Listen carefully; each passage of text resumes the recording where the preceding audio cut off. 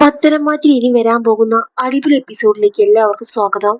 അങ്ങനെ ദേവ്യാനിയുടെ ഭീഷണിക്ക് വേണ്ടി ചന്തുമോളെ എല്ലാ കാര്യങ്ങളും അബിക്ക് ഏറ്റെടുക്കേണ്ടി വരികയാണ്. എന്നാൽ അബി ചന്തുമോളുടെ കാര്യങ്ങളെല്ലാം ചെയ്യുന്നത് നവ്യക്ക് അത് കണ്ടിട്ട് ഒട്ടും ഇഷ്ടപ്പെടുന്നില്ല.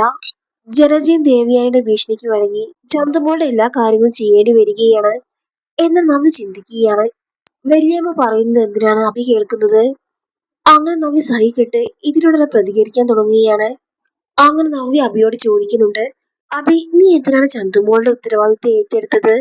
അമ്മായി പറഞ്ഞാൽ പോലും നിനക്ക് ഒഴിഞ്ഞു മാറായിരുന്നല്ലോ. നീ ആരെങ്കിലും പേടിക്കുന്നുണ്ടോ അബി എന്നൊക്കെ ചോദിക്കുകയാണ്. അയാൾ അതിബുദ്ധിമാനാണ്. ആ ആദർശ് സ്വന്തം കുഞ്ഞിനെ നോക്കാൻ കഴിയാത്തത് കൊണ്ടാണ് അവർ നിന്നെ ഏൽപ്പിച്ചത്. എന്ത് ചെയ്യാനാ നവ്യെ, വല്യമ്മ പറഞ്ഞാൽ അനുസരിക്കാതിരിക്കാൻ പറ്റില്ലല്ലോ. ഒരു ജോലിയും കൂലിയും ഇല്ലാതെയാണല്ലോ ഞാൻ ആ വീട്ടിൽ പിടിച്ചു നിൽക്കുന്നത്. അത് കേൾക്കുമ്പോൾ നവ്യക്ക് ദേഷ്യം വരുന്നുണ്ട്. അബി നീ എന്തൊക്കെയാണ് ഈ പറയുന്നത്? നിനക്ക് പണമില്ലെങ്കിലും ഞാൻ ജോലിക്ക് പോകുന്നുണ്ടല്ലോ. നിന്റെ കാര്യങ്ങളൊക്കെ ഞാൻ ചെയ്യുന്നുണ്ടല്ലോ. എന്തെങ്കിലും പ്രശ്നമുണ്ടായാൽ ഞങ്ങൾക്ക് ഇവിടെ നിന്ന് പോകാം. പിന്നെ നീ എന്തിനാണ് പേടിക്കുന്നത്? അവന്തിയുടെ വിവാഹം കഴിഞ്ഞിട്ടില്ലല്ലോ നവ്യേ. അവളുടെ വിവാഹം കഴിയുന്നത് വരെയെങ്കിലും ഇവിടെ തന്നെ പിടിച്ചു നിൽക്കണം എന്നൊക്കെ അബി പറയുന്നുണ്ട്. അനന്തപുരിയിലെ പെണ്ണാണെന്ന് അറിയുമ്പോൾ അവന്തികയ്ക്ക് ഒരുപാട് നല്ല ആലോചനകൾ വരും. അവളിപ്പോ പഠിപ്പെല്ലാം കഴിഞ്ഞ് ഇപ്പോൾ നാട്ടിലെത്തിയതല്ലേ. എത്രയും പെട്ടെന്ന് അവന്തികയുടെ വിവാഹം നടത്തണം എന്നൊക്കെ അബി പറയുന്നുണ്ട്. അവന്തികയുടെ വിവാഹം കഴിയാൻ വേണ്ടിയാണ് ഞങ്ങൾ ഇവിടെ പിടിച്ചു നിൽക്കുന്നത്. അല്ലാതെ അവളുടെ വിവാഹം നടത്താൻ സ്വത്തും പണവും ഒന്നും ഞങ്ങളുടെ കയ്യിലില്ലല്ലോ നവ്യെ. നിനക്കൊരു ജോലിയുണ്ട്. പക്ഷെ അതിനുള്ള വരുമാനം കൊണ്ട് മാത്രം നമ്മുടെ കാര്യങ്ങളെല്ലാം മുന്നോട്ട് പോകണമെന്നുണ്ടോ? ആ സമയം നവ്യ പറയുന്നുണ്ട്, എന്നും ഇങ്ങനെ കടിച്ചു തൂങ്ങി അവിടെ നിന്നാൽ മതിയോ? ഇതേ സമയം ആദർശ് ഏഞ്ചലറിൽ വേഷമായി പോകുന്നുണ്ട്. ഒരു പഞ്ചാബിയുടെ വേഷം ധരിച്ചാണ് പോകുന്നത്. അങ്ങനെ ഡേവിഡിന്റെ റൂമിലോട്ട് പോവുകയാണ് ആദർശ്. അങ്ങനെ ഡേവിഡുമായി കാര്യങ്ങളെല്ലാം ചർച്ച ചെയ്യുകയാണ്. ഏഞ്ചലറിയുമായി വലിയ ഡീൽ ഒപ്പിടാൻ തയ്യാറാണെന്ന് ആദർശ് പറയുമ്പോൾ ഡേവിഡിന് വലിയ സന്തോഷമാകുന്നുണ്ട്. അങ്ങനെ അവർ ആ ഡീലിന്റെ കാര്യങ്ങളെല്ലാം സംസാരിക്കുന്നുണ്ട്. ആദർശാണെങ്കിൽ അയാൾക്ക് ഒരു സംശയം തോന്നാത്ത രീതിയിൽ കാര്യങ്ങളെല്ലാം ചോദിക്കുന്നുണ്ട്. അങ്ങനെ ആദർശ് കാര്യങ്ങളെല്ലാം ചോദിച്ചറിയുന്നുണ്ട്. ഈ ജ്വല്ലറിയുടെ എംഡി നിങ്ങൾ തന്നെയാണോ എന്ന് ആദർശ് ചോദിക്കുമ്പോൾ ഡേവിഡ് ഒഴിഞ്ഞു മാറുന്നുണ്ട്. ആ സമയത്താണ് ജ്വല്ലറിയിലേക്ക് അബി നവ്യ എത്തുന്നത്. അങ്ങനെ ഡേവിഡ് പറയുകയാണ്, പഞ്ചാബിൽ നിന്ന് ഒരു വ്യാപാരി എത്തിയിട്ടുണ്ട്. അയാളുമായി ഡേവിഡ് സാർ സംസാരിച്ചു കൊണ്ടിരിക്കുകയാണ്. ആ ഡീൽ നമുക്ക് കിട്ടിയാൽ വലിയ നേട്ടം തന്നെ ഉണ്ടാകുമെന്ന് പറയുകയാണ്. അത് കേൾക്കുമ്പോൾ അബിക്കും നവ്യയ്ക്ക് വലിയ സന്തോഷമാവുന്നുണ്ട്. അങ്ങനെ ഡേവിഡുമായി സംസാരിച്ചു കഴിയുമ്പോൾ അങ്ങനെ ആദർശ് പുറത്തേക്ക് വരുന്ന സമയത്ത് അബി നവ്യയെ കാണുന്നുണ്ട്. അങ്ങനെ അവരെ കാണുമ്പോൾ ആദർശന് ചെറിയ രീതിയിൽ നെട്ടലൊക്കെ ഉണ്ടാകുന്നുണ്ട്. തന്നെ അവർക്ക് മനസ്സിലാകുമോ എന്ന ചിന്ത ആദർശിന്റെ മനസ്സിൽ വരാൻ തുടങ്ങി.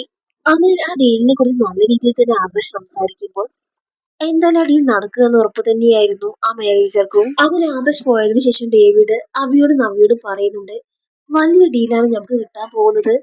അത് കിട്ടിക്കഴിഞ്ഞാൽ കോടികൾ തന്നെ നമ്മുടെ കയ്യിലെത്തും. അങ്ങനെ ഡേവിഡ് നവ്യയോടും അബിയോടും ഈ ഡീലിനെ കുറിച്ച് സംസാരിക്കുന്നുണ്ട്. അങ്ങനെ അബി ഡേവിഡിനോട് പറയുന്നുണ്ട്, ഞാൻ ഇപ്പോൾ ഇങ്ങോട്ട് വന്നത് ഒരു ജോലിയുടെ ആവശ്യത്തിന് വേണ്ടിയാണ്. നാഗേന്ദ്രന്റെ മകൻ അബിയാണെന്ന് ഡേവിഡിനെ അറിയാവുന്നത് കൊണ്ട് തന്നെ ജ്വല്ലറി വലിയൊരു സ്ഥാനം തന്നെ അബിക്ക് നൽകുന്നുണ്ട്. അങ്ങനെ ജ്വല്ലറിയിൽ അബി നല്ലൊരു സ്ഥാനത്ത് എത്തുകയാണ്. അങ്ങനെ ജോലി കിട്ടിയപ്പോൾ വളരെ സന്തോഷത്തിൽ അബി നവ്യ അവിടെ നിന്ന് ഇറങ്ങുകയാണ്. അങ്ങനെ ആദർശ് ഡേവിഡുമായി സംസാരിച്ച കാര്യം ഞാനിയോടും കിരണിനോടും കല്യാണിയോടും എല്ലാം സംസാരിക്കുന്നുണ്ട്. അങ്ങനെ ആദർശ് പറയുന്നുണ്ട്, തൽക്കാലത്തേക്ക് ജ്വല്ലറിയുടെ എംഡി ഡേവിഡ് ആണെന്നാ പറയുന്നത്. പക്ഷെ അയാളുടെ സംസാരത്തിൽ നിന്ന് മനസ്സിലാക്കുന്നത് അയാളുടെ പിന്നിൽ നിന്ന് ആരോ കളിക്കുന്നുണ്ട്. അത് ആരാണെന്ന് കണ്ടുപിടിക്കണം. ആ സമയം ആദർശ് പറയുന്നുണ്ട്, അബിക്ക് ജ്വല്ലറി ജോലി കിട്ടി. നാളെ മുതൽ അവൻ ജ്വല്ലറി ജോലിക്ക് വരും. ആ സമയം കിരൺ പറയുന്നുണ്ട്, അത് നല്ലൊരു കാര്യമാണ്. അങ്ങനെയാണെങ്കിൽ അബിയുമായി നീ കൂട്ടുകൂടണം. എന്നിട്ട് അവന്റെ മനസ്സിലുള്ള എല്ലാ രഹസ്യങ്ങളും നീ കണ്ടെത്തണം. അങ്ങനെ പിറ്റേ ദിവസം അബി ജോലിക്ക് വരുന്നുണ്ട്. അതേസമയം ആദർശ് നിൽക്കുകാരന്റെ വേഷത്തിൽ ജ്വല്ലറിയിലേക്ക് വരികയാണ്. അങ്ങനെ ആദർശ് ഡേവിഡിനോട് പറയുന്നുണ്ട്, നിങ്ങളുമായി ഡീൽ ഒപ്പിടുന്നതിന് മുമ്പ് ഇവിടുത്തെ കാര്യങ്ങളെല്ലാം എനിക്കൊന്ന് പഠിക്കണം. അതുകൊണ്ട് കുറച്ച് ദിവസം ഞാൻ ജ്വല്ലറിയിൽ ഉണ്ടാവും. അതിനെന്താ സാർ, സാർ ഇവിടെ നിന്നോളൂ. അത് ഞങ്ങൾക്ക് വളരെ സന്തോഷമുള്ള കാര്യമാണ്. എത്ര ദിവസം വേണമെങ്കിൽ നിൽക്കാം എന്ന് ഡേവിഡ് പറയുന്നുണ്ട്. അങ്ങനെ ആദർശ് അബിയോട് പറയുന്നുണ്ട്, നിങ്ങൾ ഇവിടുത്തെ സ്റ്റാഫാണോ? അതെ എന്ന് അബി പറയുന്നുണ്ട്. അങ്ങനെ അബിയുമായി സംസാരിച്ച് അബിയുമായി കൂട്ടുകൂടുകയാണ് ആദർശ്. അങ്ങനെ അബിയുടെ കയ്യിൽ കുറെ പണവും ആദർശ് കൊടുക്കുകയാണ്. അങ്ങനെ ആദർശുമായി കൂടുതൽ അടുത്ത അബി എല്ലാ കാര്യങ്ങളും ആദർശുമായി ചർച്ച ചെയ്യുകയാണ്. അതേസമയം ജ്വല്ലറിയിലെ എല്ലാ രഹസ്യങ്ങളും ആദർശ് കണ്ടെത്തുകയും ചെയ്യുകയാണ്. അങ്ങനെ ആദർശ് തന്റെ ശത്രുക്കളോട് വലിയ രീതിയിലുള്ള പോരാട്ടം തന്നെ കാഴ്ചവെക്കുകയാണ്. അവസാനം ആദർശ് ആ സത്യം കണ്ടെത്തുകയാണ്. അങ്ങനെ സിഖുകാരനായ വേഷം മാറി വന്ന ആദർശിനോട് എല്ലാ രഹസ്യങ്ങളും അഭി പറയുകയാണ്. അങ്ങനെ അനഘ എന്ന പെൺകുട്ടിയെ താൻ ചതിച്ചു എന്നും അവളെ ഉടനെ തന്നെ ഇല്ലാതാക്കുമെന്ന കാര്യവും ആദർശിനോട് അഭി പറയുന്നുണ്ട്. അങ്ങനെ ആദർശ് ഇതെല്ലാം നെട്ടലോട് കൂടി കേൾക്കുകയാണ്. അങ്ങനെ അഭി പറയുന്ന ഓരോ കാര്യങ്ങളും നന്ദുവിനെ അറിയിക്കുകയാണ് ആദർശ്.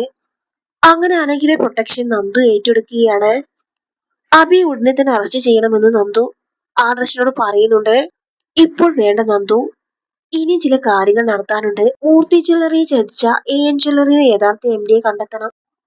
അതുവരെ ക്ഷമിക്കാൻ ആദർശ് നന്ദുവിനോട് പറയുകയാണ്.